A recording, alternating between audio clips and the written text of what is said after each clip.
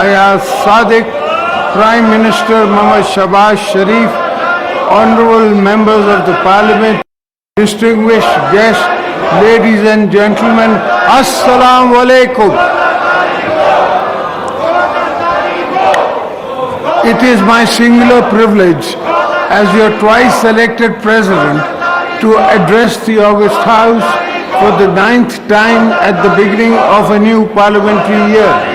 Each such address is a reminder of continuity of our democratic system and of the responsibility we carry as representatives of people of Pakistan.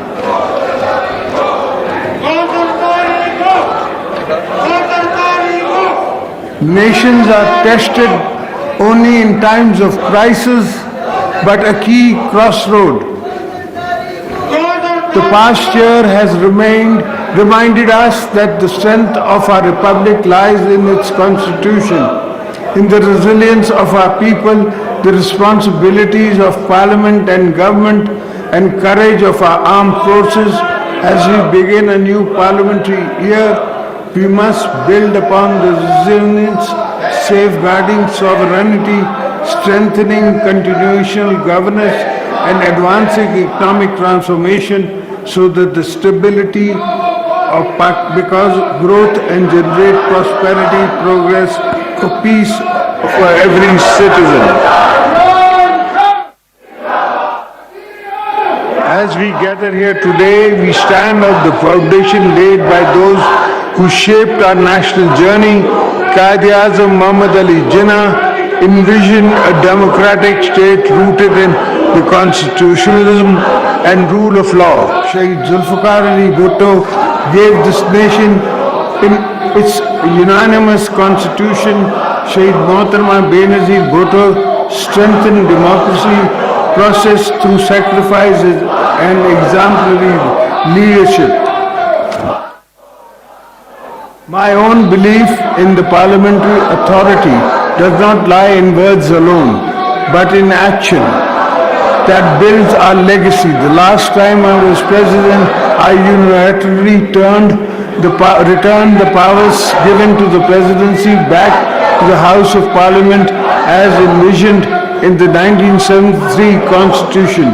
Through historic 18th Amendment, today the presidency stands as symbol of unity, of federation, a bridge between federating units and a guardian of constitutional laws, and binds us all.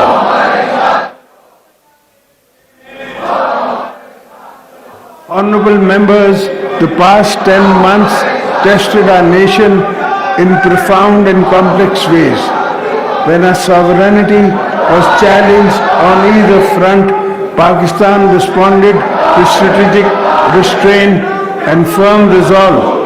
When confronted with unprovoked attacks on both our borders, one after the other, our armed forces acted with outstanding professionalism and discipline. In the case of Marka-e-Haq, they turned India's attack on our motherland into a landmark strategic victory. On the western border, when the Taliban regime ramped up a long line of attacks, the night of 26th February, our security forces acted decisively to signal zero tolerance for any incursions or sovereign territory. The political leadership stood united. The people stood resolute. At the outset, I want to express my nation's undying gratitude to the heroic defenders of our borders. It is because of the vigilance, bravery, and service that we are sitting here secure in our workplace and homes.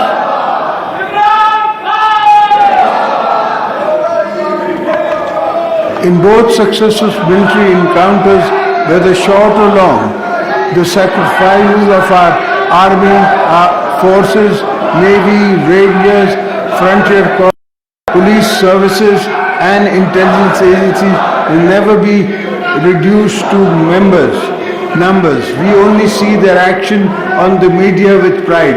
We don't really see the blood and sweat and tears that go into their training and hardship and service. Each operation reflects planning, discipline and restraint. Each martyr represents a family that has gone ultimate service for Pakistan's stability. When I visit the families, I feel the same pain that I felt when I lost my wife, Shaheed Mohtama Benazir Bhutto, who was martyred by terrorists in the prime of her life. I therefore remind you all that as state we must continue to support their families with dignity and honor. 2025 marked a turning point for Pakistan, defined by the resounding military victories in Marka-e-Haq, which decisively repelled external aggression and shattered the myth of regional conventional superiority.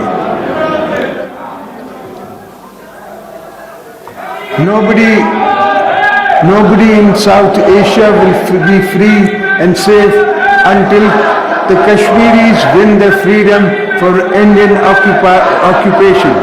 Today, trapped in the strategic short-sightedness, India's leaders said they are preparing for another war. As a lifelong advocate of regional peace, I would not recommend it. At the same time, I would also say that any aggressor should prepare for another humiliating defeat. Make no mistakes, we are ready for you. My message to them is move away from war theatre to meaningful negotiation tables, because that is the only path for the regional security. Pakistan is a responsible nuclear state. We understand the weight of that responsibility. At the same time, we are a state that defends itself decisively when required. Our conduct reflects maturity, confidence, clarity of purpose. In 2025, we acted when necessary and exercised restraint once objectives were achieved. The message was understood clearly within the region and beyond.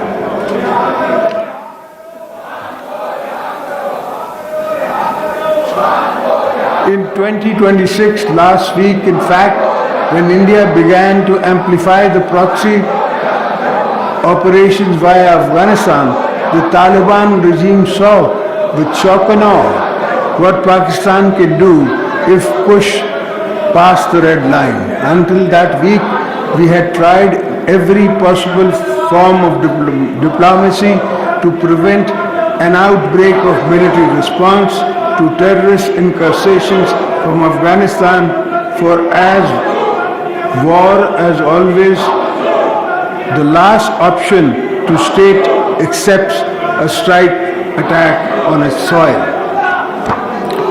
Article 51 of the UN Charter gives us the right to defend our sovereignty.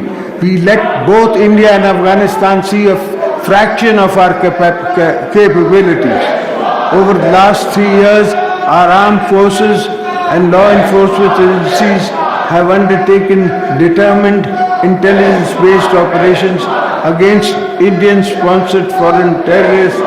This is not a counter-terrorism campaign. The military is fighting alone. The entire nation stands united with its armed forces against cross-border terrorism. Our actions spelled out the limits of our tolerance for attacks from Afghanistan, particularly Indian-sponsored TTP and BLA and affiliates. Let me be clear, the soil of Pakistan is sacred. We will not allow any entity, domestic or foreign, to use neighboring territory to stabilize our peace. The recent report from the United Nations Security Council monitoring team has described presence of terrorist groups in Afghanistan as an extra-regional threat. This report warns that any other country could fall victim to another catastrophic attack if the issues are ignored. However, it is sad fact that despite multiple diplomatic engagements by Pakistan and our friendly brother countries, the Afghan de facto regime continues to provide safe sanctuaries to a variety of terrorist groups including Al-Qaeda, BLA and TTP. All promises they made in Doha not to allow these terror groups to operate from Afghan soils have been conveniently forgotten. They must choose to dismantle the terror groups that survive on conflict and its war economy. None of this will feed Afghanistan's children or create opportunities for national cohesion. In our end, we have never treated the Afghan people as anything but kith and kin. We have never walked away from dialogue. The Afghan people need a break from endless wars. Don't take away the choice of the future of prosperity connected to peace. I would urge them to stop being used by other countries as a battlefield for their ambitions.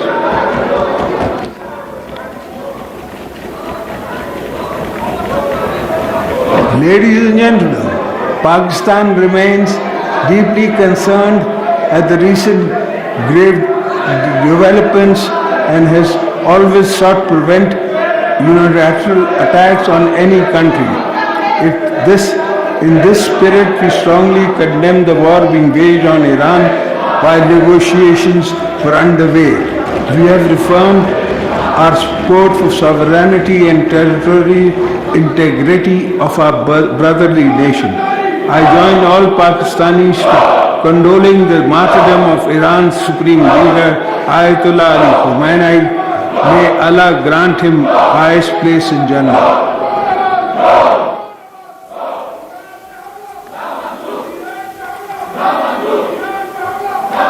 To this end,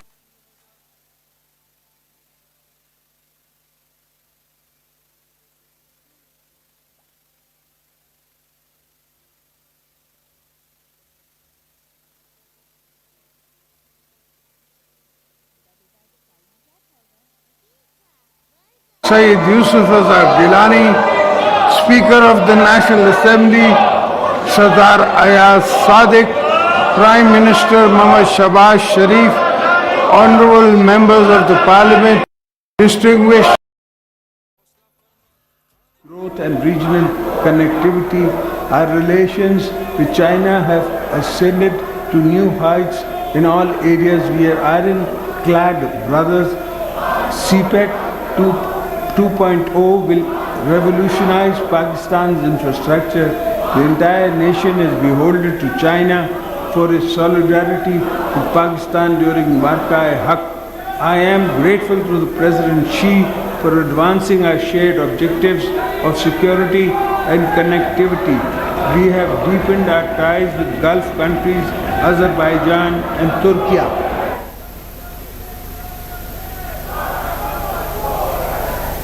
The Pakistan-Saudi Strategic Mutual Defence Agreement is a new milestone in the region. Ladies and gentlemen, while our efforts today are focused on ending the sufferings of the Palestinian people and ending the destruction of Gaza, our principal stance remains unchanged. We will continue to support the creation of independent and undivided state of Palestine with borders as before 1967. And Al-Qudus al-Sharif as their capital.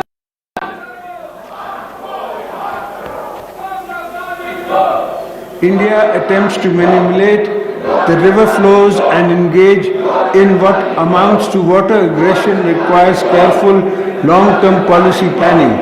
India's illegal actions that place Indus Water Treaty in absence is plain and simple. Hydroterrorism, a weaponization of vital water flows, to exert political leverage. The bilateral disregard for international and humanitarian law not only jeopardizes Pakistan's agriculture economy but signals a dangerous escalation in India's strategy to destabilize the region.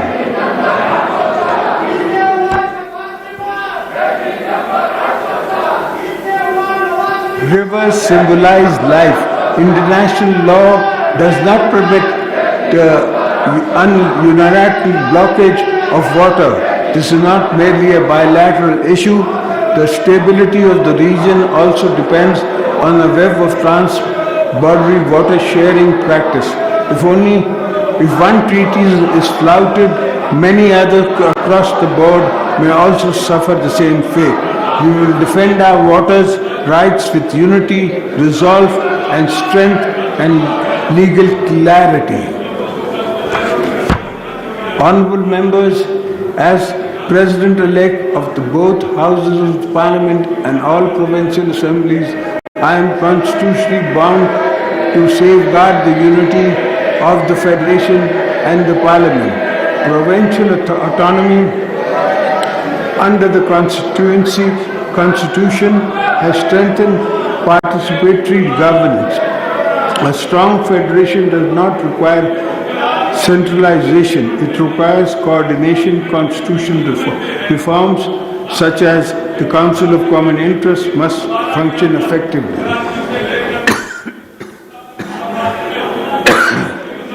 Issues relating to our natural resources, facial distribution, energy coordination, and water management must be resolved through consultative. A functioning and harmonious federation also requires an efficient, equitable distribution of resources. I look forward to a just and equitable National Finance Commission award in the coming year. Balochistan has historically deprivation. It deserves special attention. While we continue to dismantle insurgencies fueled by foreign proxies, we are equally focused on addressing genuine social and economic grievances of Balochistan people. Our strategy is Hearts and Minds campaign, ensuring that dividends of our mineral wealth and blue economy reaches the local population first. The people of Balochistan are and must remain full partners in Pakistan's progress.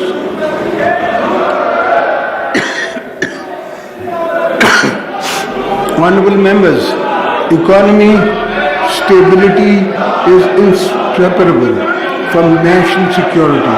I commend the government for steering the economy out of a virtual collapse it faced in the spring of 2022. Through steady stewardship, we have been